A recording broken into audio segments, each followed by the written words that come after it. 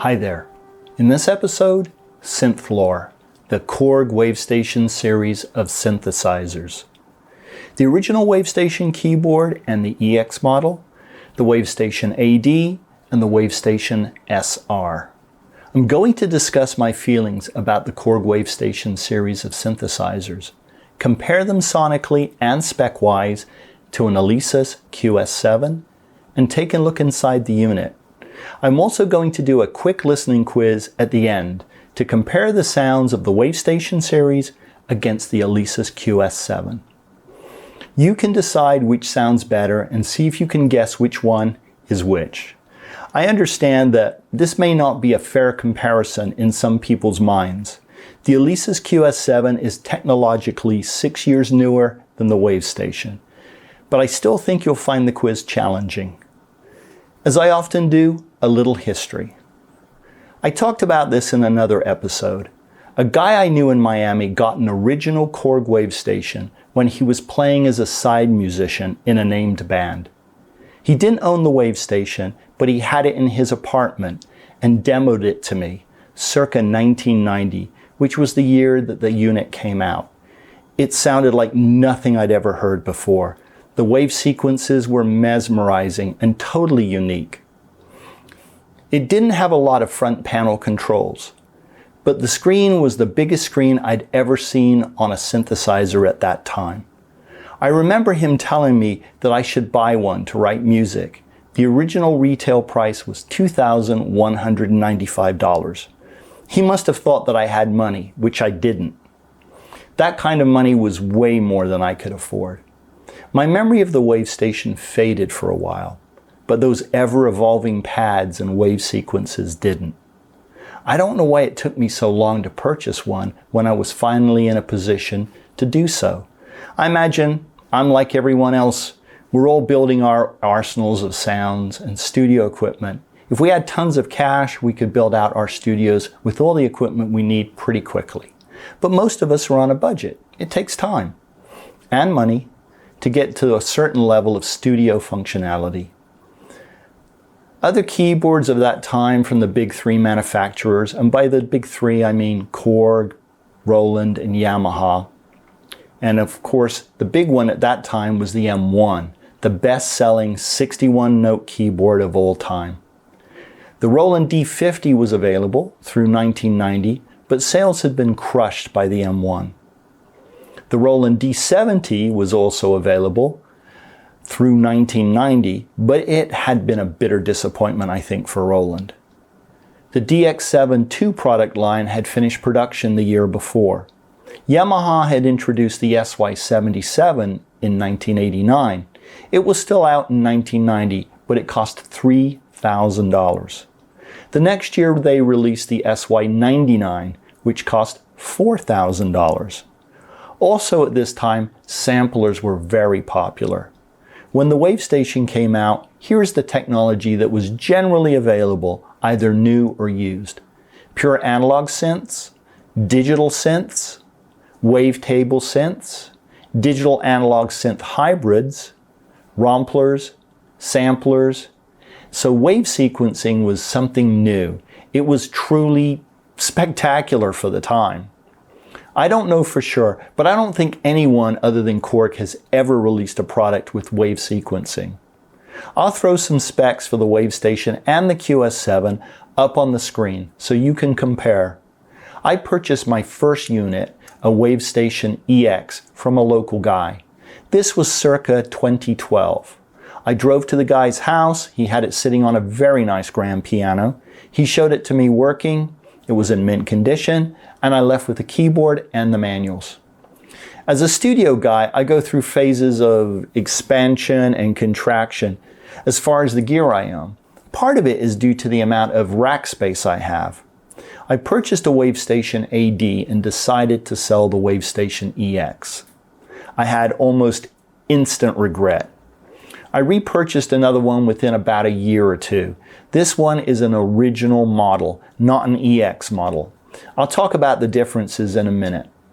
I got a great deal on it at $100. It was what I'd call semi-local. I drove about 200 miles round trip to pick it up. Cosmetically, it was perfect, but the backlight was out and it was sold as is due to issues the owner didn't know how to fix, but I do. The backlight was out on the AD model I had previously purchased, and I replaced it myself for $30 and about an hour's worth of labor, maybe an hour and a half. So I had experience. I replaced the keyboard backlight for about $30 for the part and about 4 hours of my labor. It's a long teardown process on the Wavestation keyboard. You have to go through the back of the unit, removing boards to get to the display, which is at the front of the unit. It takes a while. One of the keys was damaged and had to be replaced. That cost me $12 for the part, and installation was included in the teardown and reassembly time. The big thing for the previous owner was that all the RAM slots had copies of the ROM patches. On the Wavestation keyboard models, there are 150 patches, 50 ROM patches, and 100 RAM patches. When the memory battery dies in the Wavestation, the unit copies all the ROM patches into the RAM memories when you turn the unit on. If the battery is dead, you can spend hours creating and saving patches. Turn off the machine, and when you come back and turn it on, all those newly created patches are gone. I knew this, but apparently the previous owner did not. I replaced the CR2032 coin cell battery when I had the unit apart, and then reloaded all the factory patches. The factory patches are available on the web in system exclusive format. The Wavestation keyboards are well made. They are all metal construction except for the ends, which are plastic. On the front panel, there are 27 buttons, a volume slider, a rotary dial, a vector joystick, a mod wheel, and a pitch bend wheel. The display is one of the biggest you'll find for this time period. It's even big by today's standards. 6 buttons are situated below the screen to act as soft buttons when editing. It makes editing pretty easy and user-friendly. The back panel includes a standard IEC power connector, a power button, a stereo headphone output, 4/4-inch audio outputs, 3 pedal inputs. That includes a damper pedal and 2 that are programmable, a rotary contrast control for the display, standard MIDI in, out, and through on 5-pin DIN connectors. Yay! A PCM data card slot and a program data card slot. The EX model adds piano and drum sounds. They sound very much like M1 patches to me, so that's probably where they came from, but I don't know for sure. The 2-rack space AD model keeps all the keyboard's front panel controls and the big display. It moves the power button, card slots, headphone jack, and display contrast control to the front panel. On the back panel, you get the addition of 2 audio inputs with level controls and 2 audio outputs on XLR connectors.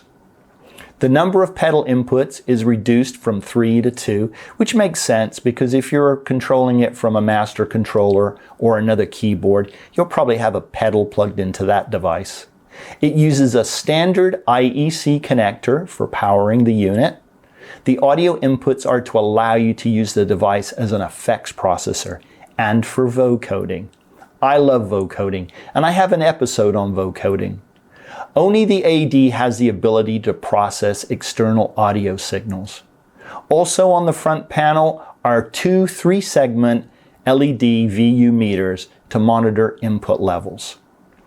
The Wavestation SR occupies a single rack space.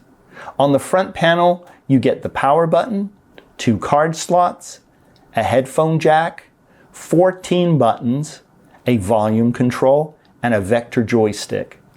The display is 2 lines of 16 characters, and there is a separate MIDI activity LED. The SR has 3 RAM banks of 50 patches each for a total of 150 user patches. It also has 8 ROM banks of 50 patches each for a total of 400 preset patches. The SR back panel has 4/4-inch audio outputs. It also has MIDI in, out and through on standard 5-pin DIN connectors. Remember, all the Wavestation models have the piano and drum samples except for the original. Okay, time for the quiz. I'm going to play you 20 short audio segments, 10 for each synthesizer in a random sequence. There are no tricks, it's either the Wavestation or the QS7. I'm using a Wavestation AD for the quiz. There is no external processing other than normalizing. Wave sequencing is pretty easy to identify for most people, but I threw some in anyway because wave sequencing is cool. I've always thought of the Wavestation as one of the warmest digital synths I've ever heard. Let's see how you do. Good luck.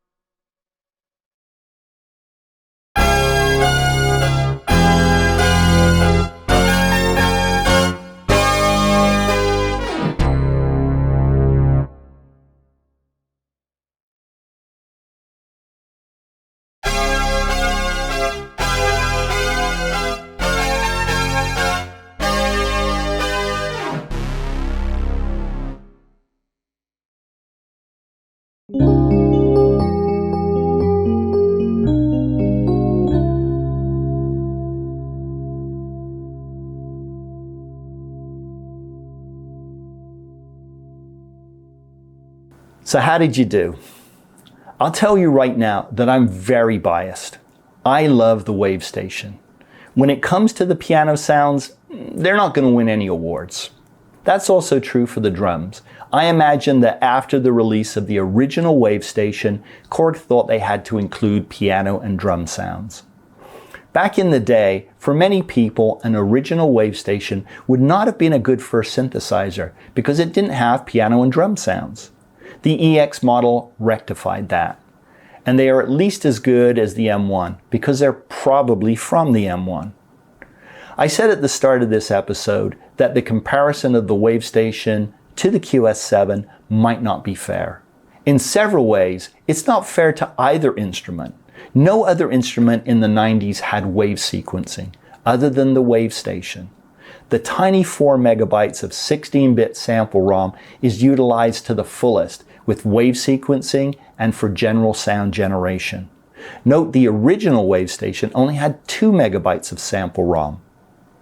I believe a major component of the sound is the effects processing and layering capabilities of the unit. The effects sound great, and you can layer up to 8 waves. This will significantly reduce the polyphony, which is 32 voices with just 1 wave. The 16 megabytes of sample ROM on the QS7 should be an advantage, and it is. You certainly have more waves. If I could only have a Wavestation EX or an Alesis QS7, it would be the Wavestation EX. But both have their strengths and weaknesses, and both are great affordable synthesizers. I'm lucky enough to own both. If you've never looked at the 1990s Wavestations, they may be worth a look for you. In 2024, the original Wavestation keyboard sells used for about $500. The EX models go for about $650. The AD rack units sell in the $500 range, and the SR sells for around $300, though I've seen them as low as $200. In closing, I often chuckle when making synth lore episodes like this, especially when I'm thinking about the state of the art at the time these instruments were made. Memory was so expensive in the 80s and pretty much in the 90s too. In this episode, I'm talking about 2 megabytes, 4 megabytes, and 16 megabytes of sample ROM. If you use some of the sample libraries that I use, you know that a single instrument like a good piano can be hundreds of megabytes. Kudos to the engineers of the 80s and 90s for getting so much out of so little and giving us all great tech. Hopefully I haven't wasted your time. Take care, and I'll be back in another episode soon.